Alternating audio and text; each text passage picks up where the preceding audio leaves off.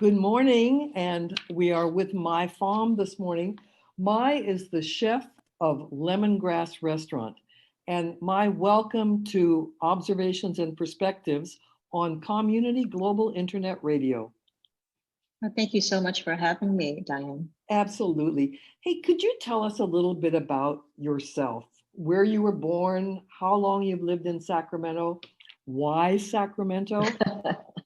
I was actually thinking about this question. I had to get out my calculator. It seemed like yesterday, and in many ways, when you look at how long I've been here, you go, oh my God, where did all the time go? But I was born in Vietnam, raised in Thailand. So that explains my Vietnamese cuisine and Thai cuisine knowledge and love. And I've been in Sacramento a long time, for 35 years now, believe it or not. But I landed up here in tomato country. I say that because I always remember the very fond memories I had of arriving in Sacramento and going to my first job interview here at the CBS station in ABC station at the time, Channel 10. Wow. And I was recruited here for a job in television, which I had studied for. That was my degree in journalism. And I came here because I've always heard about California. My sister, who who loves California, everything California. It was her dream. Uh-huh. And I never really knew anything about California. I was just busy studying in college and hoping to make it and hoping to land a job. But I came here and was very impressed with just the scenery here, and coming from Washington, D.C. It's a lovely town, probably one of the best cities in the world in terms of all the things you can do there. But I remember that, living in Washington, it was gray a lot of times in the year, like from November to about maybe the end of February. Yes. The sky was gray, and it was different. I didn't know that I was missing the sunshine until I came to Sacramento and realized how beautiful it is here, especially during the fall, right? So I was offered the job, and I says, here I am in the capital of California. I wanted to be here. They believe in things I believe in here. It's a freer, it's more beautiful. There's sunshine, there's mountains, there are beaches. So this is probably a good place to land. And also they, offer me a job in television journalism. And this is what I had studied for. And, what better place to start it than in California, right? So I took the job and great. Did that for a while, and here I am. Well, we're glad you're here. Lemongrass, your restaurant, has become sort of an institution in Sacramento, known for excellent cuisine and really attentive service. What inspired you to establish Lemongrass? And did you create the menu, Mai? Yeah, so it's kind of a long story, but I will make this as short as I can. So, the backdrop of my coming to this country is right after the fall of Saigon, right?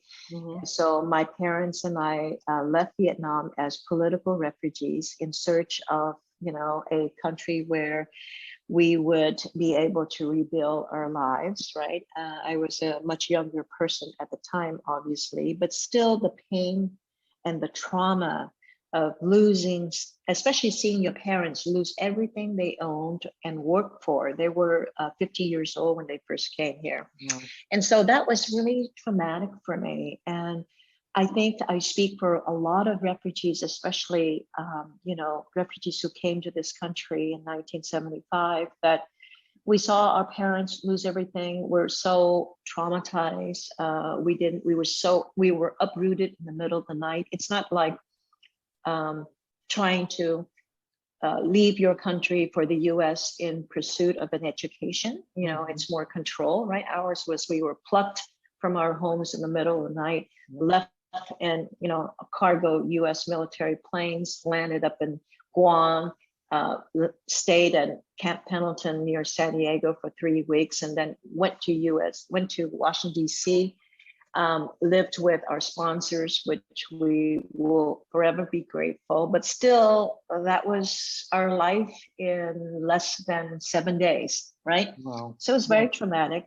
And the opportunity that came later with Lemongrass was really kind of very personal. I always tell people my career really is all by fate. I had studied and planned on something, but this is what happened to me, where I landed. And so Lemongrass Restaurant is really, I think I kind of gravitated towards it and stayed in it, even though the first few years were extremely difficult. You've all heard that most restaurants die after the first 6 months. Yeah.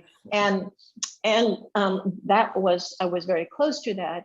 But I think what it did was because of our family's history, and the history of Vietnam, and how we had lost the country, and this feeling of real loneliness and alienation and confusion. I mean, I say confusion because we didn't really know what was happening. And to tell you, to kind of give you a point on that, is even when we left Vietnam, when we last all left, my family, my mother and my siblings, my father stayed behind. We all were told that this was temporary. We were leaving the country because it was very unstable, and that we would return. So it's kind of like when we go somewhere for a week or two, we'll come back. Right. Well, it's been more than 40 years, right? So anyway, so this thing about the restaurant and cooking Vietnamese food was really a way for me to reconnect to my roots, to kind of, it felt good. So one goes through this immense turmoil period. And this cooking Vietnamese food and talking about it and sharing with other people seemed to be healing, right?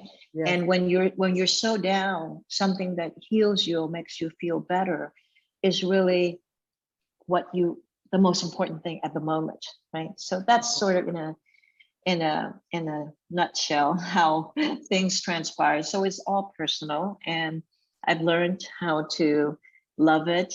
I discovered my own passion for food and sharing food and teaching about the cuisine. I did a lot of national speaking afterwards, right?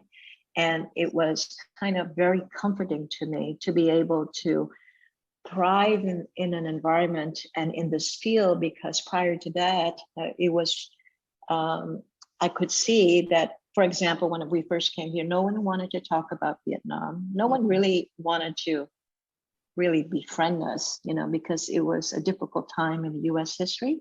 Right. And so we kind of felt, awkward and alienated. But as soon as you start talking about lemongrass and what you can do with this, and you have to think that this was more than 27 years ago, right? Wow. People came to the restaurant, they say, "What is lemongrass?" They had no idea. They kept calling it lemon tree because that's what kind of roll off the tongue, right? Yeah. And so it was great. Well, let me tell you about lemongrass, right? As opposed to prior to that, no one wanted to hear anything about Vietnam. They're kind of like, it was a conversation stopper, Yeah.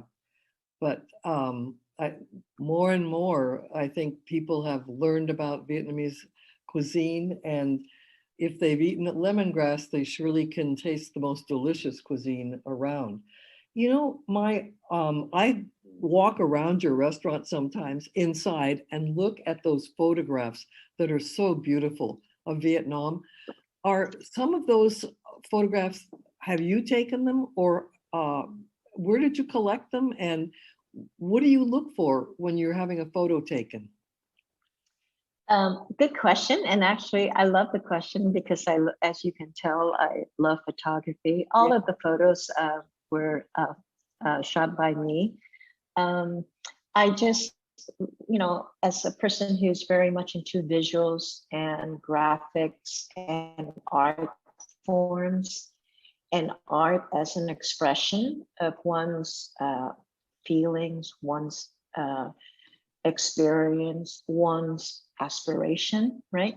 So most of those photos were taken the first time I went back to Vietnam after the war. So it's a first return trip where I saw my grandmother, who I swear was waiting until she saw us again before she said goodbye. Yes. And that's exactly what happened. Oh. We left her because we couldn't bring her before. And sure enough, that's exactly what happened. So it was a very poignant return for me. And some of those photos were, I didn't really know how to operate this really fancy camera that I had at the time. I was inspired. Excuse me, you have to kind of edit that out. I was inspired by this husband and wife team, Naomi DeGood, and she's a very prolific cookbook author based in Montreal. And she had gone to Vietnam and took all these amazing photos. And I was a little jealous looking at them, thinking, she doesn't even know anything about Vietnam. And she took all these beautiful photos, and I was so jealous. And I think that also motivated me. So when I was back in Vietnam for the first time, I bought a camera. I didn't know how to really work it. But I do know what I liked, what I was seeing, and I would just click away. And I think in looking back, some of my best photography, obviously I got a lot better over the years and learned a lot more. But I still think that some of my early photographs shot in Vietnam were my best, because it was shot with full of passion, full of love, full of curiosity, and just so ecstatic about seeing a country that I never would think that we would ever see again. So, so anyway, so that's what you're probably seeing. And so those are really candid. They are shots. They are not posed at all. Yeah, and maybe that's why you reacted to that. But thank you for asking. Absolutely. And to me, when I look at them, they're so authentic. The people are authentic. You can tell that you've put some attention into taking that picture, and they're beautiful. So, thank you. Absolutely. We're going to take a short break, and we will be back and talk some more with Mai Pham of Lemongrass Restaurant in Sacramento.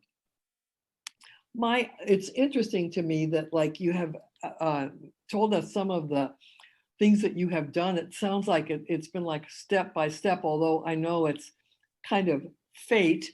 But what is your current aspiration or project? Do you have anything that you're working on, or is just reopening after COVID going to be enough of a challenge? Well, the reopening of Lemongrass is obviously a specific task, and hopefully the timeline is not so too far in the distance. And so Lemongrass is obviously a very important part of my life, because it's real. It's a restaurant. You can come and see and feel and taste the food, and and it's an opportunity for me to see our local community. And yes, but when you ask me about my aspirations, I have a few, and I've been trying to think about how I could pull it off for some years now. It's been quite a while since my last cookbook was published, and I had always wanted to do maybe a book again, at least one title, if not two or more.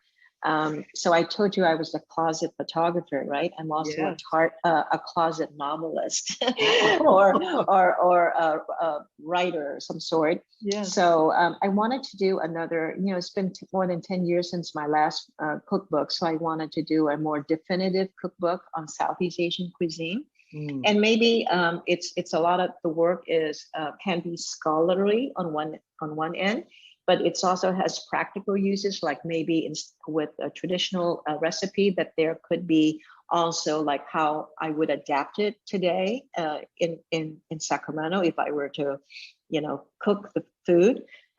So it would help the user maybe in a more practical way. So that's one thing I like to do. The second thing I like to do in terms of writing and content building would be maybe a memoir. My sister and I, who I'm very close to, have always had this dream of writing our family's story, the journey from Vietnam to the U.S. and what we learned and all of that, which we felt was It's a lovely story, and I look forward to maybe getting to that one of these days.